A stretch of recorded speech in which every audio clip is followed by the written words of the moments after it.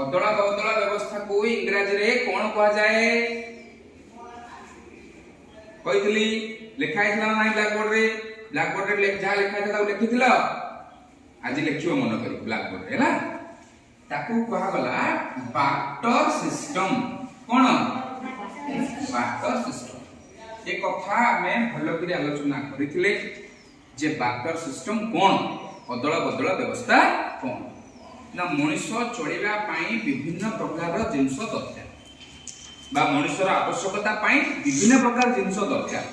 ଖାଇବା ଦରକାର, ନାଇବା ଦରକାର, ପିନ୍ଧିବା ଦରକାର, ସାଇକେଲ ଚଲେଇବା ଦରକାର, ଗାଡ଼ି ଚଲେଇବା ଦରକାର, ଏମିତି ବହୁତ ଗୁଡ଼ିଏ ଜିନିଷ ଦରକାର। ସେ ସବୁଯାକ ଜିନିଷକୁ ଆମେ ନିଜେ ଉତ୍ପାଦନ କରିପାରିବା କି?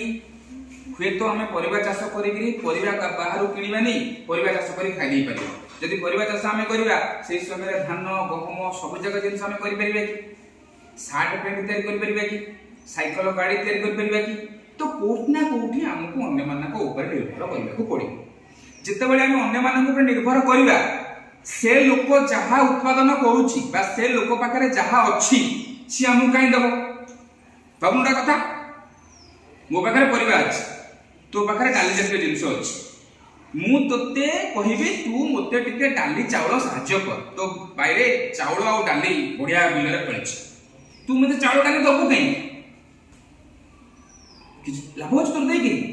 ସେଇଠୁ ଆସିଲା ଅଦଳ ବଦଳ ବ୍ୟବସ୍ଥା ଯେ ନାଇଁ ତୋର ତ ପରିବା ଦରକାର ନା ନାହିଁ, ତ ମୁଁ ତୋତେ ପରିବା ଦେଲେ ତୁ ମୋତେ ଡାଲି ଦବୁ। ବୁଝାଉଛି?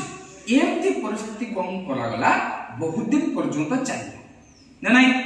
କିନ୍ତୁ ନା ଅଦଳ ବଦଳ ବ୍ୟବସ୍ଥା ଗୋଟିଏ ନିର୍ଦ୍ଦିଷ୍ଟ ପରିସ୍ଥିତିରେ ବଢିଆ କାମ କରିବ। କଣ ସେ ନିର୍ଦ୍ଦିଷ୍ଟ ପରିସ୍ଥିତିଟା? ହଁ, ମନେକର ଲୋକ ହେଲେ ଦିଟା, ଏ ହେଲା ଗୋଟେ ଲୋକ, ବି ହେଲା ଗୋଟେ ଲୋକ। ଏ ପାଖରେ ଆଳୁ ଅଛି, ବି ପାଖରେ ମନେକର କଣ ନା କିଛି ଫଳ ଅଛି। ବୁଝିଗଲା? ଏ ପାଖରେ କଣ ଅଛି? ବି ପାଖରେ କଣ ଅଛି? ଫଳ। ଏ ର ଦରକାର ଫଳ, ବି ର ଦରକାର ଆଳୁ। ତାହେଲେ ଏଠି ଅଦଳ ବଦଳ ବ୍ୟବସ୍ଥା କାମ କରି ପାରିବ। ତା ମାନେ ଏ ର ଦରକାର ଫଳ, ତେଣୁକରି ସେ ଫଳ ଆଣିବା ପାଇଁ ବି କୁ କଣ ଦବ? ଆଳୁ। ବି ଆଳୁକୁ ନେଇକି ଏ କୁ କଣ ଦବ? ଫଳ। ତା ମାନେ ମୋ ପାଖରେ ଯାହା ଅଛି ସେଇଟା ତୋର ଦରକାର, ତୋ ପାଖରେ ଯାହା ଅଛି ସେଇଟା ମୋର ଦରକାର। এই জিনিসটা বা এই পরিস্থিতিরে সাধারণ ভাবে বার্টার সিস্টেম ভালো কাম করিব। এটা আলোচনা করলে আজি পাঠে আগକୁ ଯିବା। এই জিনিসটাকু বা এই পরিস্থিতিটাকু কোন কুহা যায়? তাহলে এই পরিস্থিতিটাকু ডবল কোইন্সিডেন্স অফ ওয়ান্টস কুহা যায়। তার ওড়িয়া কোন দেইছি? চাহিদার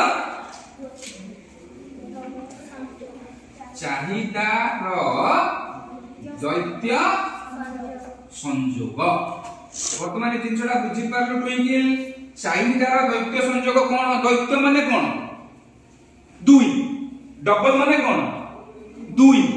দুইটা লোক ভিতরে অছন্তি এবং সে জোড়া যাক লোক কর ওয়ান্ট মানে চাহিদা, তা পরস্পর সହିତ খাপ খাଉଛି। ମୋ ପାଖରେ ଯାହା ଅଛି ତୋର ସେଇଆ ଦରକାର, ତୋ ପାଖରେ ଯାହା ଅଛି ମୋର ଦରକାର। ମୁଁ ତମକୁ ଟିକେ ଅଲଗା ଯୋଉ କଥା କହିଲି ତାକୁ ଟିକେ ମନେ ପକେଇ ଦେଲେ ବୁଝିପାରିବ। ମନେକର ଏ ପାଖରେ ଆଳୁ ଅଛି, ବି ପାଖରେ ଫଳ ଅଛି। ଏ ର ଫଳ ଦରକାର, ଏ କହିଲା ଠିକ ଅଛି ମୋର ଫଳ ଦରକାର, କିନ୍ତୁ ବି କହିବ ହଁ ମୁଁ ଫଳ ଦେବି ଯେ କିନ୍ତୁ ମୋର ଆଳୁ ଦରକାର ନାହିଁ। ଏବେ ବୁଝିପାରିଲୁ? ମୋର ଆଳୁ ଦରକାର ନାହିଁ, ତୋର କଣ ଦରକାର? ନା ମୋର ନଡ଼ିଆ ଦରକାର।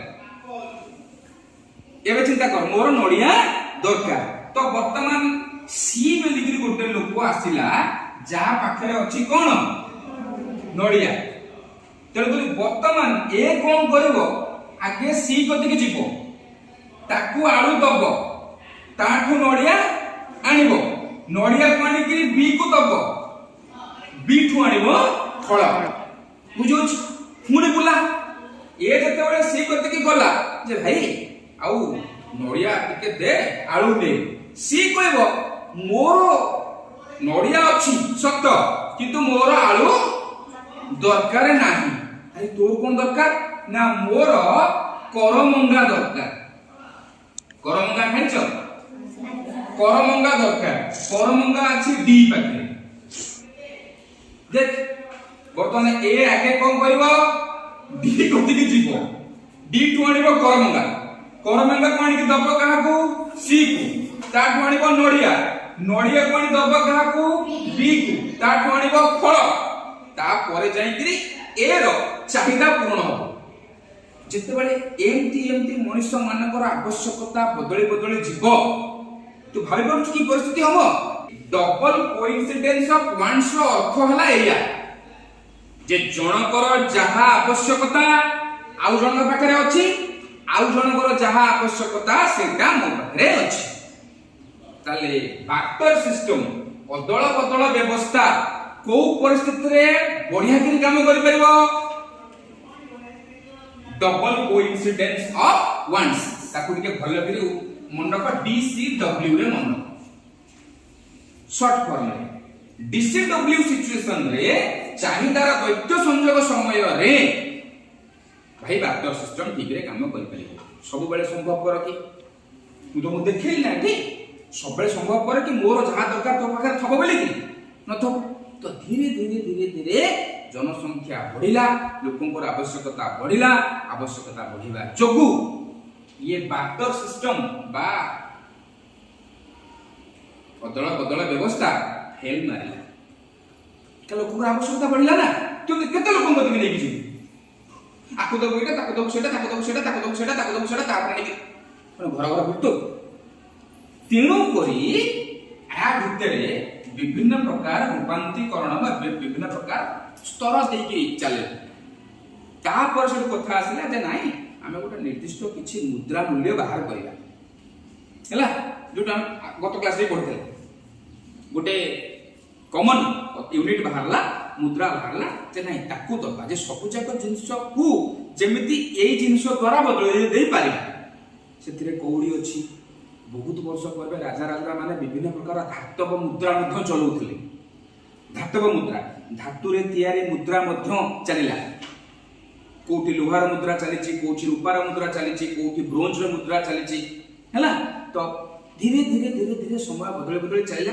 विभिन्न प्रकार जिंस अदल बदल पाई व्यवहार हे चलिला हैला मझे गृहपालित पशु मध्य व्यवहार हेचंती अदल बदल पाई जे नाही गोटाए गाईर मूल्य एते जिंस हैला तो धीरे धीरे गृहपालित पशु गोड़ी कौड़ी धातव मुद्रा एमती हे सिस्टम आसिला कोठी जे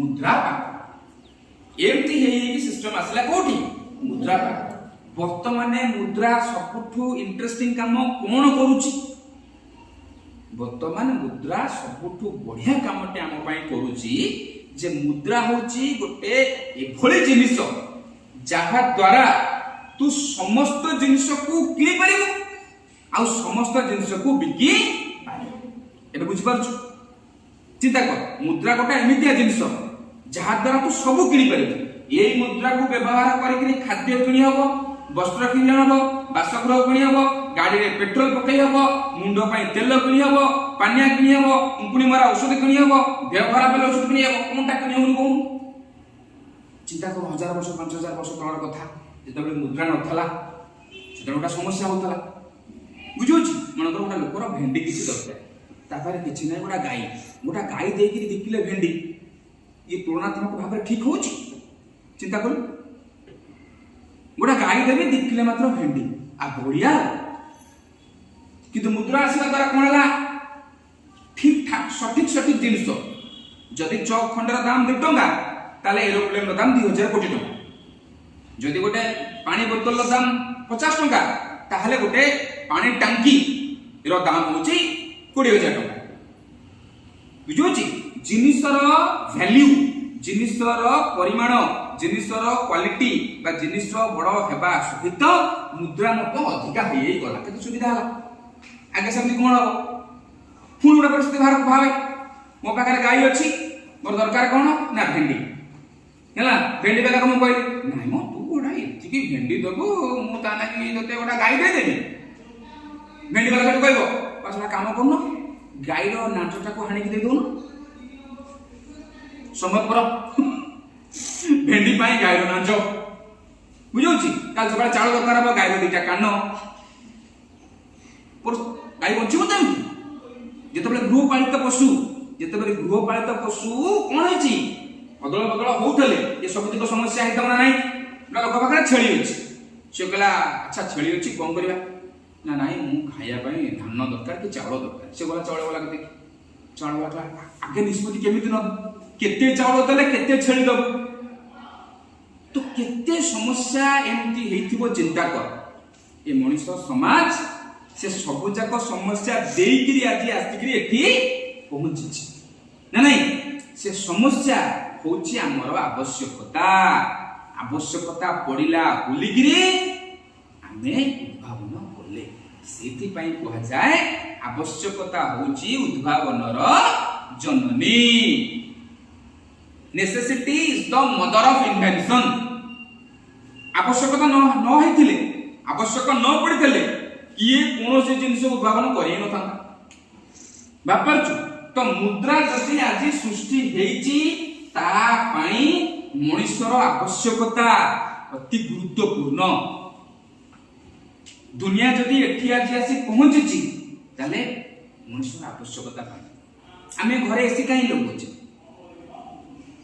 ଯଦି ପୁରା ଡିସେମ୍ବର ମାସରେ ଯେମିତିଆ ଶୀତ, ବର୍ଷ ଯାକ ସେମିତିଆ ଶୀତ ଥାନ୍ତା ତାହେଲେ ଆମେ ଘରେ ଏସି ଲଗାନ୍ତେ?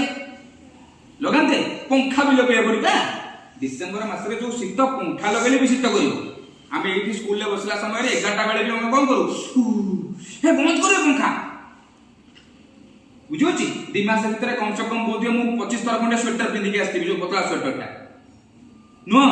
ତେଣୁକରି ଗରମ ହେଲା, ଗରମରୁ ରକ୍ଷା ପାଇବା ହେଲା ଆମର ଆବଶ୍ୟକତା। ସେଇଠୁ ସୃଷ୍ଟି ହେଲା ପଙ୍ଖା, କୁଲର, ଏସି, ଯାହା ଅଲଗା ଅଲଗା ଜିନିଷ। ତେଣୁକରି ମୁଦ୍ରାର ଆବଶ୍ୟକତା ଅଛି। ମୁଦ୍ରାର ଆବଶ୍ୟକତା ପଡିଲା, ଦଳ ବଦଳ ଅଦଳ ବଦଳ ବ୍ୟବସ୍ଥା ସବୁ ସମୟରେ ଠିକରେ କାମ କରିପାରିଲା ନାହିଁ। ଅନ୍ୟାନ୍ୟ ସମୟ ମଧ୍ୟ ଅନ୍ୟାନ୍ୟ ସମସ୍ୟା ମଧ୍ୟ ବାହାରିଲା, ତୁଳନା କରିବା ମଧ୍ୟ ସମ୍ଭବପର ହେଲା ନାହିଁ। କେତେ ଦେଲେ କେତେ ଦବ, ଇଏ ମଧ୍ୟ ଗୋଟେ ବଡ ସମସ୍ୟା ହେଇକି ବାହାରିଲା। ତାର ରେଜଲ୍ଟ ହେଲା ମୁଦ୍ରା ପାଖରେ ଆସି ମଣିଷ ପହଞ୍ଚିଲା।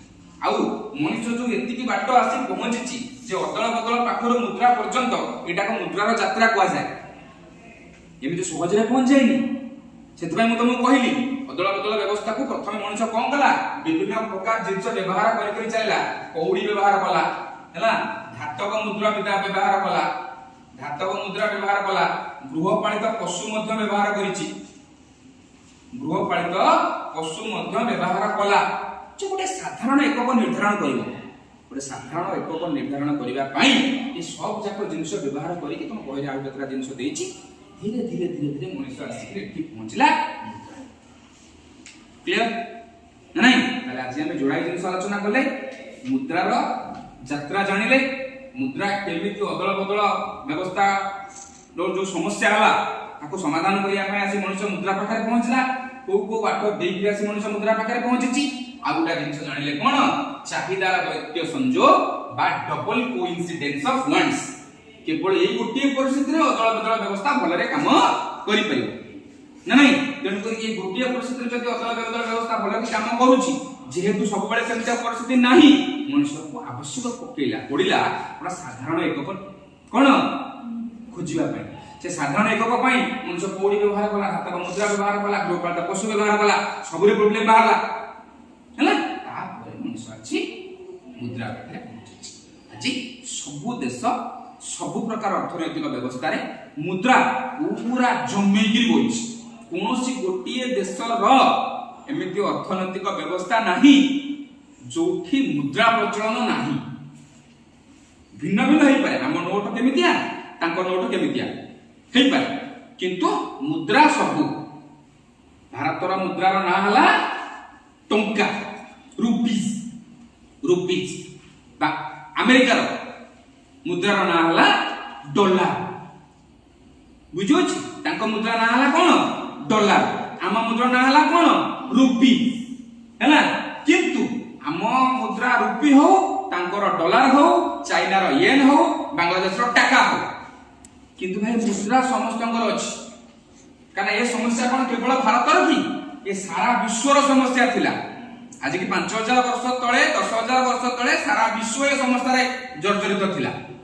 धीरे धीरे सब देश लोक उन्नति करि निज भाई मुद्रा निष्पत्ति दे हला के का मुद्रा ना कोन दैछ मो बो मो ना दला चित्तू तो बो तो ना दला मिठी एतो तो ना दला मिठी तू जदी मो बो जाई तो ना खाइबो नहीं सब देश तांको पे जेमति सुविधा हबो ता पई व्यवस्था से करूछु तो तांको मुद्रार ना से देले अमेरिका वाला कहले भाई हम मुद्रार ना हमर हमें डॉलर दो हमें कहले हम मुद्रार ना हमें रुपी दो किंतु समस्त टुकुना मुद्रा अछि बुझेला।